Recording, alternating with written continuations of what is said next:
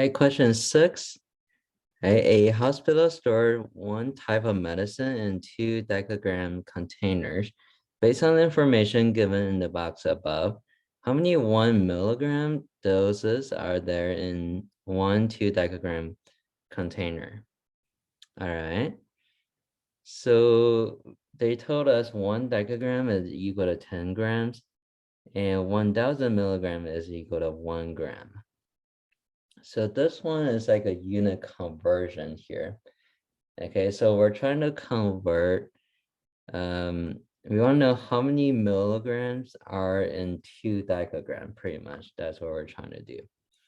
Okay, so what we can do is you can say we have 2 decagram to begin with. Okay, there are more than one way to think about this. Okay, so we can set up ratios or proportions, or we can just, since it's just like, not a lot of things to convert, we can just kind of think through this. That will also work. So if we have 2 decagram, we convert that into grams. That should be how many grams? Well, 1 decagram is 10 grams, right? So 2 decagrams should be 20 grams.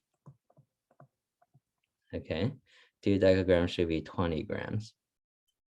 And we know for each gram is 1000 milligrams, right? So we have 20 grams. Let's do another conversion. Right, so 1 gram is 1000, so 20 grams should be, to multiply 20 by 1000, right? So it'll be just 20,000. Okay, 20 times 1000, 20,000 milligram. Okay, and that should be it. Yeah, so D should be our final answer for this one here. All right. There is another method that we can use. It's called dimensional analysis. So let me just show you how it works. What we can do is you can say if we're starting from 2 decagram, right? So we are starting from 2 decagram. So when you do dimensional analysis, it's helpful to include a unit, right? So you can put that over 1. And then next we're gonna convert from decagram to gram. So we know there are, in 1 decagram, there are 10 grams. So here we're gonna put 10 grams on the top, and then I'm gonna put 1 decagram on the bottom. This is the converting ratio. And we put decagram on the bottom so that this will cancel out with the one on the top. Okay, and by matching the one on top and bottom, then that's how we know which way to put it.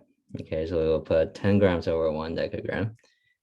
And then I'm gonna draw a line, and then we're gonna do to gram to milligram, right? So we'll say 1000 milligrams should equal to 1 gram. Again, we put the grams on the bottom, right?